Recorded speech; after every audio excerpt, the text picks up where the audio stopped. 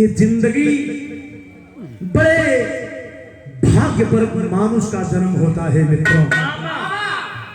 बड़ा लोग भाग्यशाली होना बाबू तो मनुष्य का अवतार होता है। तो आइए एक छोटी सी गीत आप लोगों के सामने प्रस्तुत है और हमारे बीच में हमारे गुरु और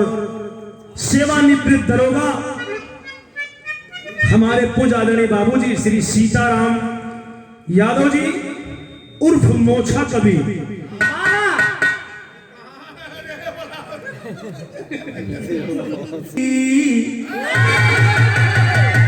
भाव भक्ति भजन प्रेम पूर्वक करे, धैर्य धीरज धरे ध्यान हरि से लगाए,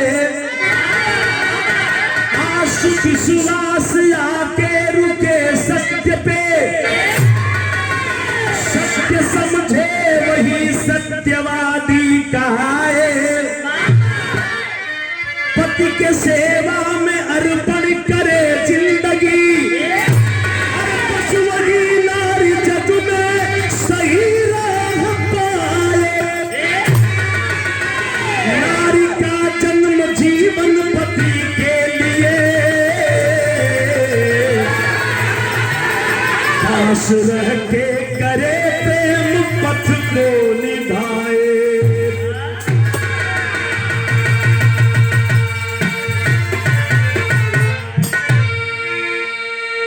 दुल्हन गजल का नाजबा महेंद्र बच्चन के दिल का हरकत हो, रिसर्च हो महेंद्र बच्चन की। कौन गीत बा कौनो एगो आशिक अपने मासूका के सौंदर्य के वर्णन करत बा कि तू कितनी लाजवाब कितनी खूबसूरत लगती हो रे, क्या तेरे दांत की बतीसी है, क्या कहला सुना।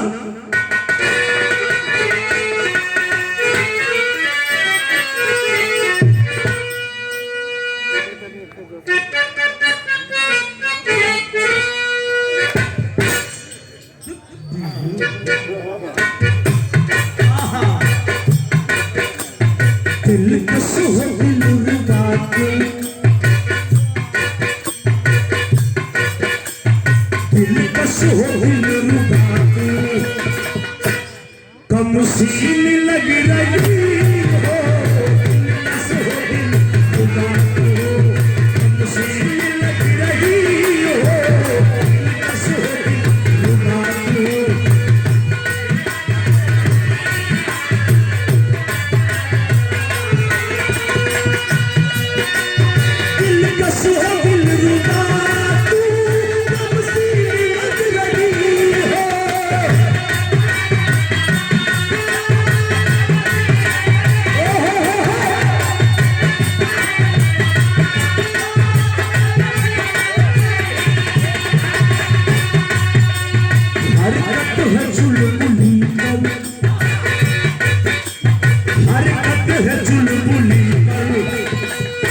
नमकीन लग रही हो,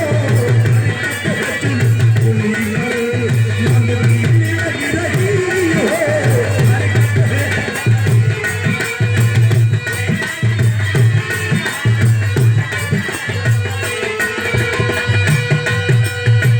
लेकिन बाबूजी भाव अंदर कवि ने बड़ी सुंदर लाइन लिखा हमारे चंद्रिका यादव जी और हमारे गोपा गुरु जी। कहना है पति प्रेम में ही मेवा, पति प्रेम में ही मेवा, सेवा जो कर रही है, पति प्रेम में ही मेवा, सेवा जो कर रही है।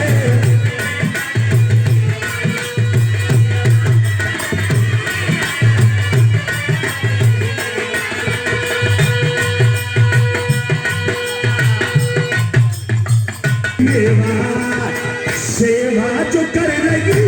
है, पति प्रेम में ही मेवा, सेवा जो कर रही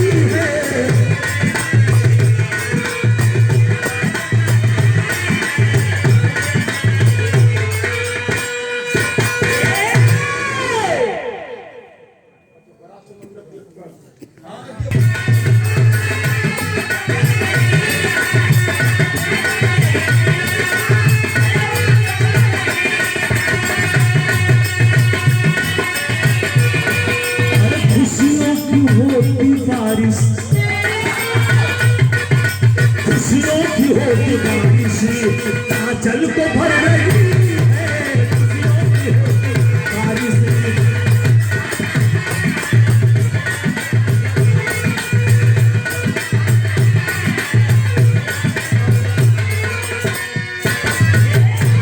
और करेंगे बाबूजी, हमारी कहानी शुरुआत हो गई एकदम शीशा मतीन कहानी आप लोगों के समझ में आई 15 मिनट घड़ी के टाइम से। अब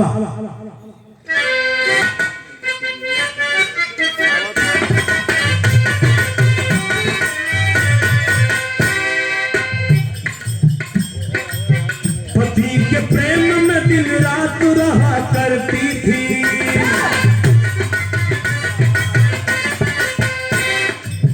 पति के साथ ही दुख दर्द सहा करती थी, पति के सामने करे हर काम सारा दिन दहल बजाती थी, पति के सामने वो तन बदन सजाती थी, पति के सामने एक रोज प्रेमा बोली है, नैन में नीर लिए दिल की बात खोली है,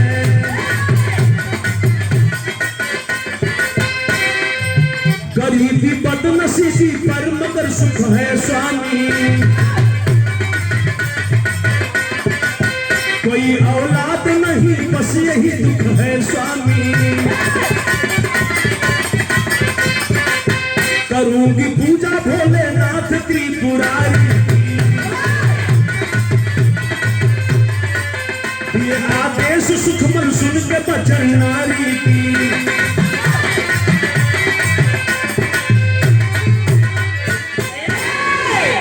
गौर करेंगे बाबू, एक पतिव्रता नारी जेकर नाम बतावल गई प्रेमा सती, उनके पति का नाम सुखमल पति, 45-50 वर्ष की उम्र हो गई लेकिन बबुआ गोद में ना खेलत हो भैया। सबसे बरियार पीरा आज दुनिया की हो गल, औरतन के दो पीड़ा बहुत बरियार होले भैया। कौन कौन? एक पीड़ा तो होले की शादी हो गल भैया, 3 साल बीत गल, गोदी बबुआ ना खेलल,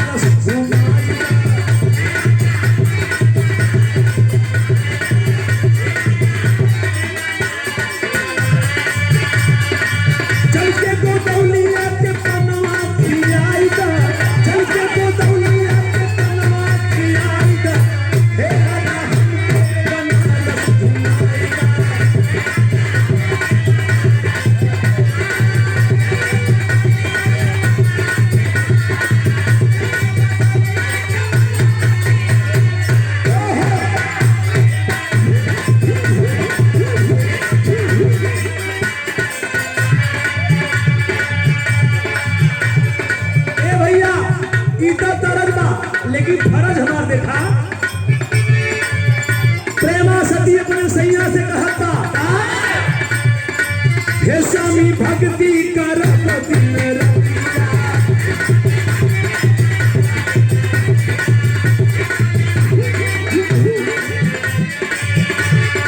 शिवशंकर पार्वती पति है विपतिया, शिवशंकर पार्वती पति है विपतिया, हे स्वामी भक्ति कर दिन रतिया।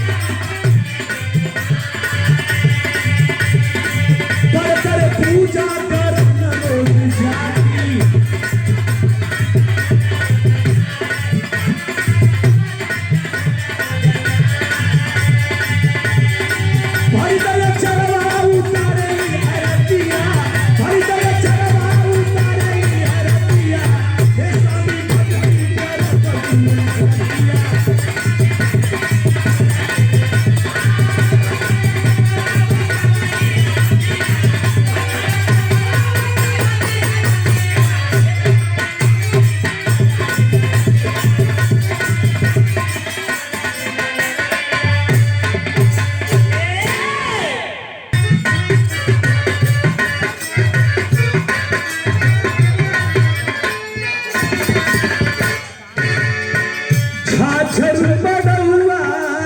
जनी छवैया ये बाबा हो लागे सुरुजुआ के धाम हो। लेकिन दुल्हन और सुखमल आपस में वार्तालाप करते होगा। तुनहु रानी शिव के पूजा करने लागे, तुनहु रानी शिव के पूजा करने लागे, जागी गिरा में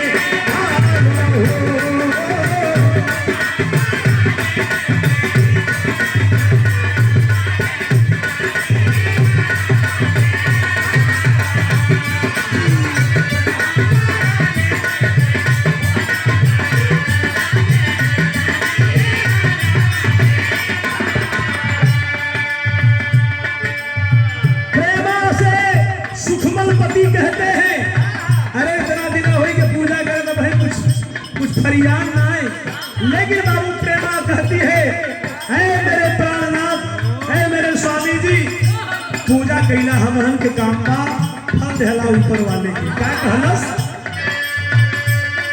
और धीरे धीरे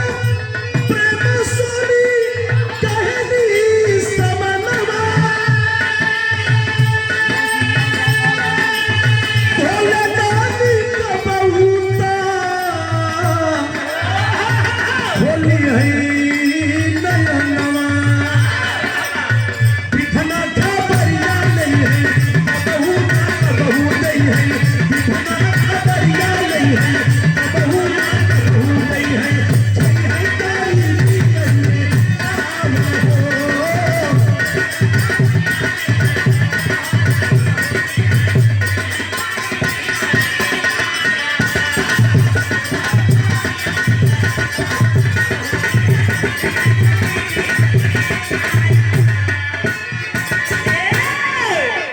इतना दिन बीत गल। प्रेमा से कहला सुखमल कि भाई तक कुछ फरियाद ना कहला, भक्ति करा, फल देवे वाला ऊपर वाला हो। विरह में भाव बदल गल मास्टर। कौन तर्जबा?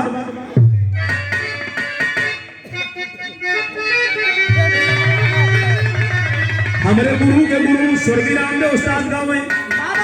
कि हमार पाए रोज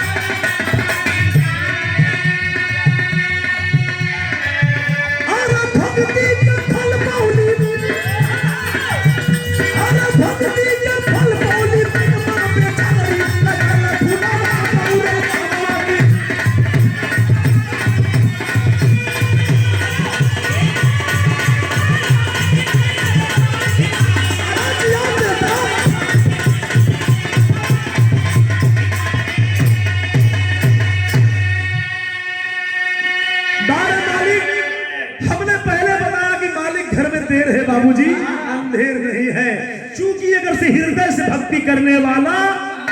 भक्त कभी फंसता है तो उसका पार करने वाला ऊपर वाला होता है बाबूजी। लेकिन हृदय वाली भक्ति होई न होई खाली त्रिमुंड लगाए ले से कुमार भक्ति होई ऊ ना है। हृदय वाली भक्ति जौने समय आसन डोल गया प्रेमा के भैया प्रेमा के पांव भारी हो गया। विरह में भाव बदल गल। तेरी के लाइन है मास्टर।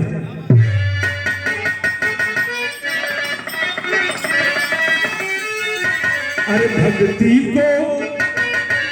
ही भगवान चाहते कि अरे मोरे राम भक्ति को ही भगवान चाहते। अरे मोरे राम अरे भक्ति को ही भगवान चाहते तो भक्ति भाव नहीं जिसके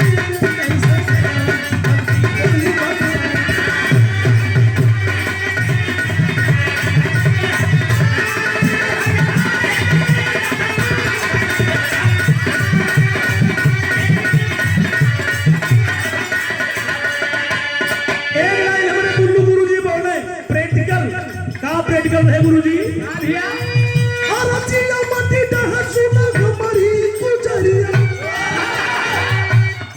अब तो कोरी कोरी काजरी उमरिया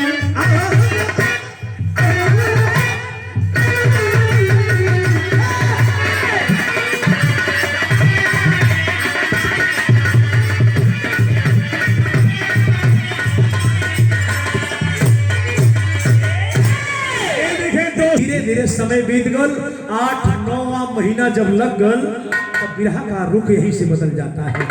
बाबू अरे विधन के लेखनी अरे मिट्टा बले ना मिट्टी बाबू धीरे धीरे प्रेम के पियर फैल करवा। अरे बीतल 8 माह बाकी कुछ दिन रही गईले आए यमराज लैके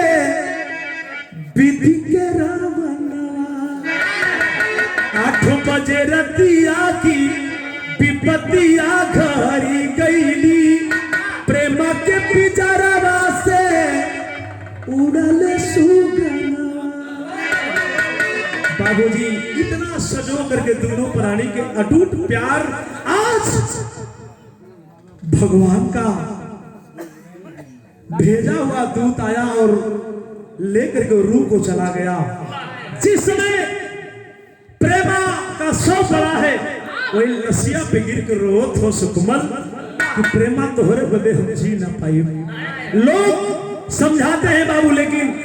कुछ कहना लोग की दफन के दा कुछ और लोग कहना कि जला दा लेकिन जौने पट वृक्ष के नीचे वही बरगद के नीचे ले जाके लोग दफन। ए बेटा भैया ए बच्ची सुना यार बस खत्म हमारा ले जाके दफन के दिला भैया एहर के बात एहर छोड़ा 2 मिनट बदे आप लोग हम कैलाश पर्वत पे ले चलते हैं।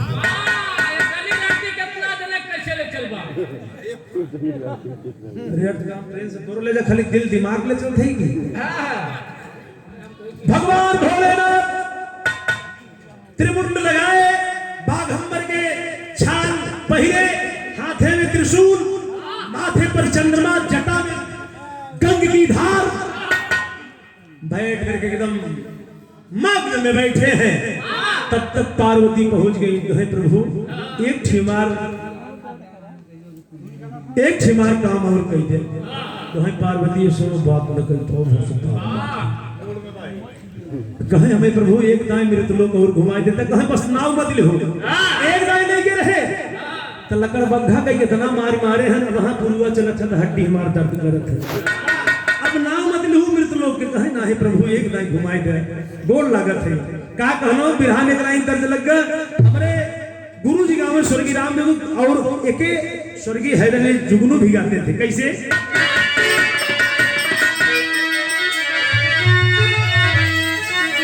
अरे सरनिया वाले का डेरावा अरे सरनिया वाले का डेरावा बताई तेरे लहुरी सरनिया वाले का डेरावा बताई तेरे लहुरी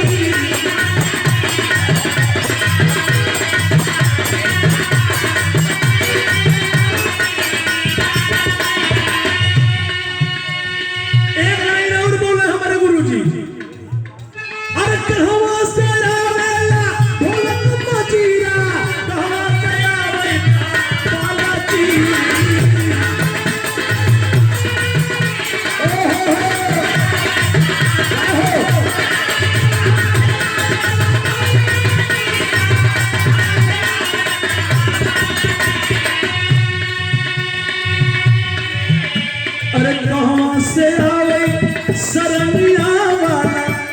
बताई दे रे लहुरी नदी। भैया हो जौने समय उमा भवानी पार्वती माता जी भोलेनाथ के गोड़वा पकड़ के लटक गई कि बस हम जौन कहते के सुनबे के है मेहरारू अस होती भैया कभो कभो अब हम कैसे नेताजी कही सबके मेहरारू घाल हो। एक दिन हमार मेहरारू सी आई गई पहुंचे कहता रोज तो भी रही गावत है एक चीज इलाहाबादी पायल हमें नहीं ले जाए कितना दिना से कहते हम का इलाहाबाद वाली बिरहवा जब हो पगली तब ले आए दे समरुआ से कहे बेच के यार एक आन दे लेकिन गबई नहीं किया मेहरारू जब टेढ़ुकाई जाती भैया ना तो जान लो भगवान उठ जाए तो मनाओ बोलकर बहुत सरल बा मेहरारू जी ऋषि आई गए तो जान लो भाई बिना बैंड पकड़ाए छोड़ती नहीं समानवा अरे कहे माई शिव के साथ मानवा कहनवा मानाए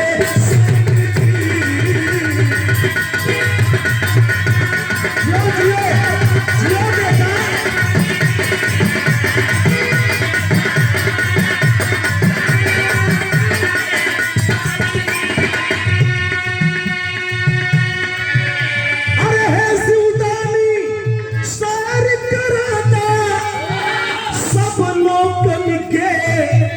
पीछे हो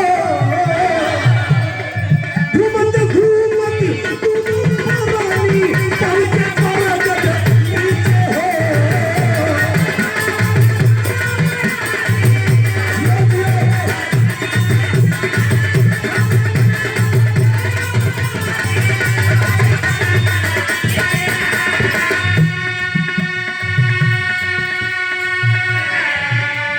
पार्वती भगवान निकल गए बाबू मृतलोक भ्रमण करने के लिए घूमत घूमत पहुंच गए चिलचिलाती धूप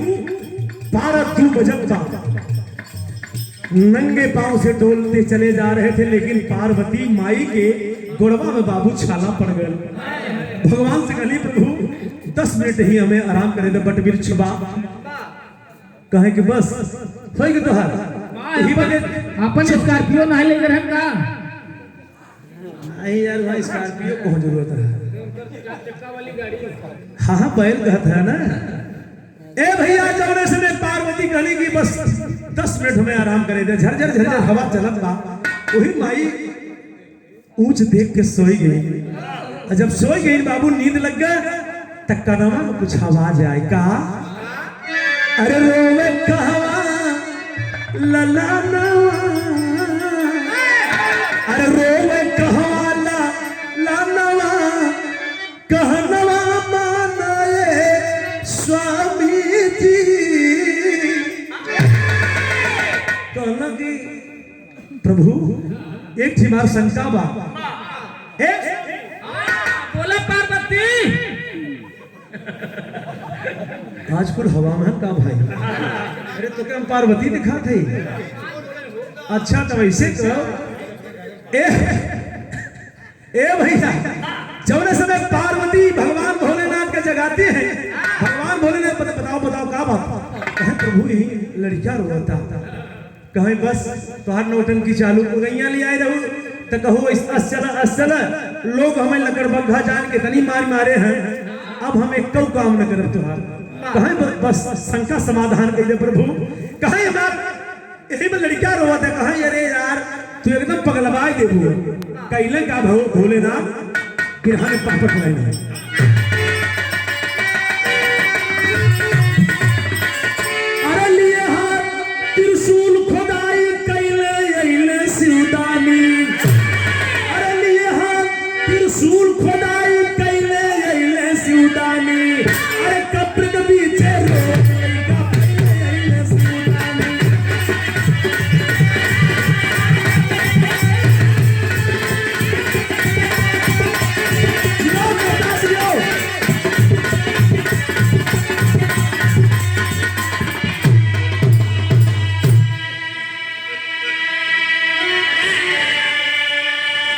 अरे 6 दिन बाद निकाले बालक विधि के जब विधनवा हो लाश मास हड्डी सड़ी गईली बचल रहल अस्थनवा हो अरे अद्भुत लीला अमृत पान करौले अइले शिवदानी बालक माँ गिर जाके गोद में धैले अइले शिवदानी माई के गोदिया में जो समय बचुआ के थमा दिलन बचवा के हो अब पियासा भूखान लड़का रोता अब गुस्सा में भगवान त्रिशूल उपार रही आई गए अब हर बाघंबर पहिरे हन वो सड़क के ससुर गिर गई मजे लथराने चला जाता घंटों से निखर हरे हाली हाली उसे पकड़ बांधन ले चला जाता पार्वती है प्रभु सुना है अरे कहे घंटा कहेगी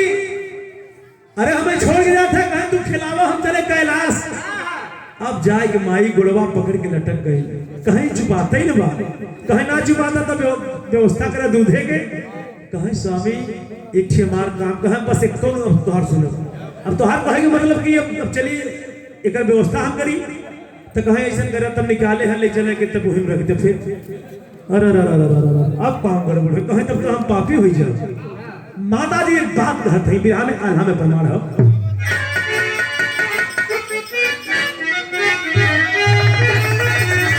अरे कहे महारानी गिरजा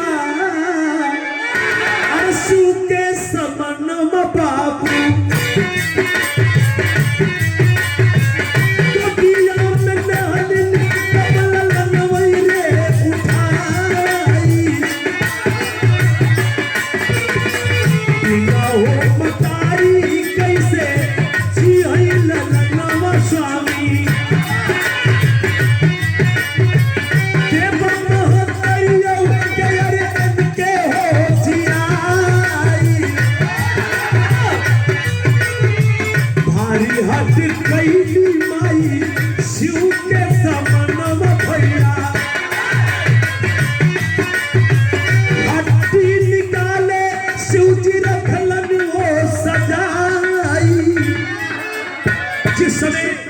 भगवान भोलेनाथ कंकाल को उपार करके सामने रखते हैं और बैठ गए मग्न ध्यान कैलन का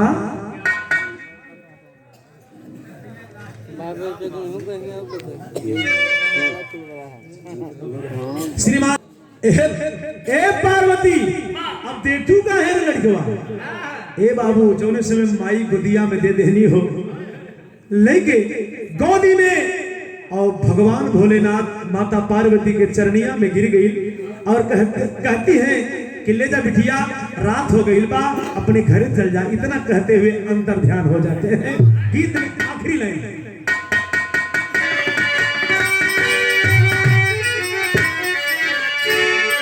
जौने समय बाबू अपने घर में पहुंचल रात 12 बज गए केवड़िया खटखटौलस स्वामी स्वामी हाँ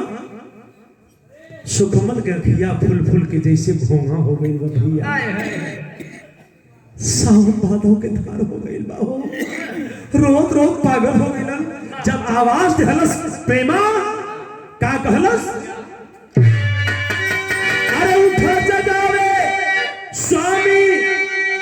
अरे उठा जगावे प्रेमा स्वामी आई गई सुंदर तन गोदी सुगनवा के पाई गई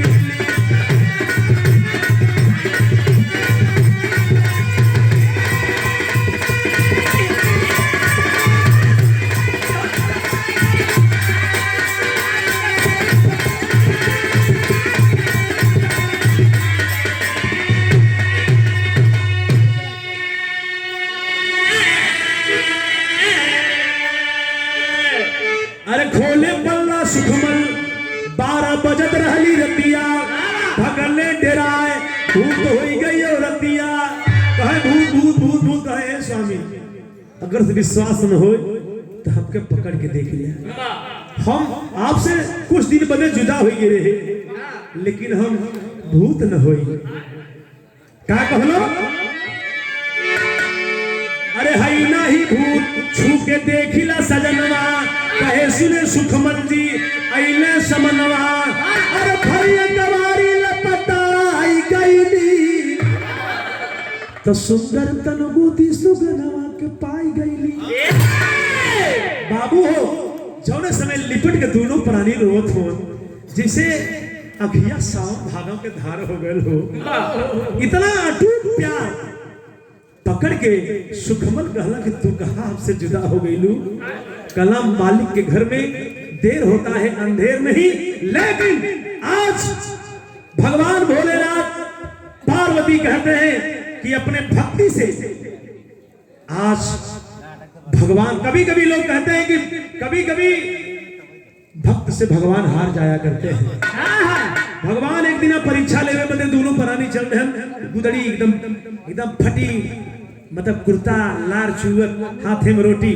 आगे आगे पार्वती फटही धोती पहिर के और अपने बचवा के मिशन पियावत बा। तबले लड़का दौड़ाए हैं ढेला मार पगलवा सारी करे यार कुल लरवा छुआ माछी भन भन भन भन कुकुर हो चला जाता था। तब से दुल्हनिया की निगाह पड़ी है, दौड़ करके जाती है भगवान के चरनिया में गई। तब पार्वती कहेंगे देखा यह भक्त की पहचान है, जो असली भक्त होते हैं अपने भगवान को पहचान लेते हैं। अब लोग वहीं से अंतर ध्यान होते हैं। गीत के आखिरी लाइन